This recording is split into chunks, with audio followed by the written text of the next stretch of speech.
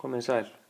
Í síðasta myndbandi vorum við að fjalla flatarmál rétthyrninga, en nú ætlum við að skoða flatarmál samsíðunga og þríhyrninga. Og fyrir þá sem að muni ekki alveg hvað samsíðungur þá það svona eiginlega skakkur rétthyrningur, ef hægt að segja svo. En hér sjáum við mynd af samsíðungi og ef við kunnum að reikna flatarmál rétthyrnings, þá þetta mjög svipað. Til að reikna flatarmál rétthyrnings þá var formúlan flatarmál jafnt og lengd sinnum breidd. En núna erum við með samsíðung og þá kallast þetta grunnlína á hæð, en að öðru leyti reiknað eins. Grunnlínan þessi lína hér sem bara á botninum og hæðin þá frá botninum og beint upp í hæsta punkt. Og hér búið að merkja þessa tölur inn, þannig að til að reikna flatarmálið þá þurfum við bara að gera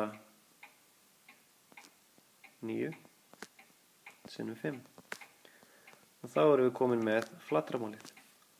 Og alveg eins og í síðasta myndbandi þá fer það eftir mælieiningum hér, ef það einhverjar mælieiningar, hvað við skrifum við svarið. Ef það einhverjar mælieiningar í dæminu, þá sleppum við þeim bara líka í svarinu. En kíkjum aðeins á þríhyrninga. Eins og nafnið gefur til kynna, þá þríhyrningar með 3 horn, þríhyrningur, og ein hlið í þríhyrning kallast alltaf grunnlína. Og það rauninni getur verið hvaða lína sem en oft það hliðin sem neðst, sem kölluð grunnlína. Nú svo þurfum við að vita hver hæð þríhyrningsins, og það skilgreint þannig að hæðin lengdin frá grunnlínunni og beint upp í hæsta punkt. Það kallað hornrétt. Ef við erum með þessar 2 stærðir fyrir þríhyrning, þá hægt að reikna flatarmálið með reglunni hér í bleika kassanum.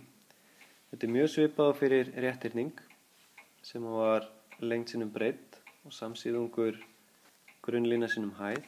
Það eina sem bætist við í þríhyrningi að við þurfum að deila með 2 í lokin.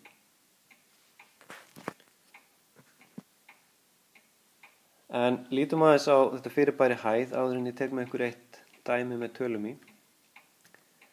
Hér erum við með þríhyrning sem dálítið öðruvísi en sá sem var á fyrri mynd. Nú ef ég ætla að teikna hæðina hornrétt á grunnlínuna eða beint upp, þá gæti einhverjum dottið í hug að teikna hana svona, eins og ég gerði áðan. En gallinn að hæðin meiri en þetta hér. Þríhyrningurinn nær hærra upp. Og það sem gert í svona tilvikum að ef við getum ekki teiknað hæðina beint upp í hæsta punkt frá grunnlínu, þá framlengjum við bara grunnlínuna. Og þó að þessi lína sem ég bætti við, sem punktalínan, og þó að hún sé ekki hluti af þríhyrningnum, þá mælum við niður á hana þegar við mælum síðan hæðina. Og þá það þessi tala sem myndi koma við blálínuna. Og aftur erum við komin með grunnlínu og hæð. Passa ykkur bara einu. Og ef þið erum með svona þríhyrning og þurfum að framlengja línunni, þá grunnlínan samt bara þessi vegalengd hér. Ekki taka þetta með ef þið mæli grunnlínuna. Þetta bara svona hjálparlína. En síðan myndum við þá nota sömu reglu á áðan, grunnlína sinnum hæð og deila með 2. Nú annað sem ég geti gert, og ég veit að sumir fara þessa leið, að í staðinn fyrir að mæla út fyrir þríhyrningin, eins og ég var að sýna ykkur, þá breytist flatarmálið ekki þó ég snúi þríhyrningnum. Og þess vegna getið þið tekið stærðfræðibókin ykkar og snúið bara bókinni ef að þríhyrningurinn lítur svona út eins og hann var í upphafi.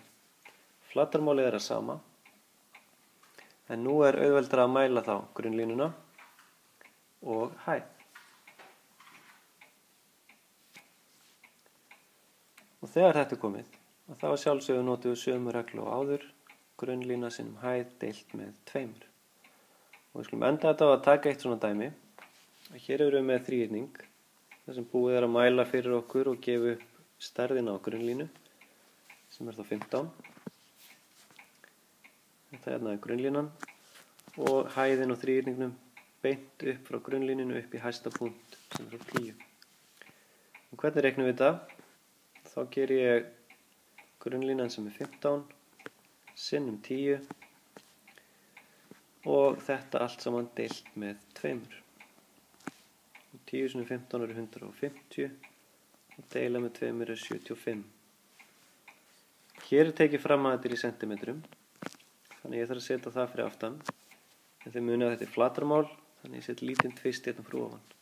Þannig að flatarmálið á svæði þríhyrningsins, eða fyrir þríhyrningin, er þá 75 fer sentimetrar. En við skulum segja þetta gott í bili. Takk fyrir mig.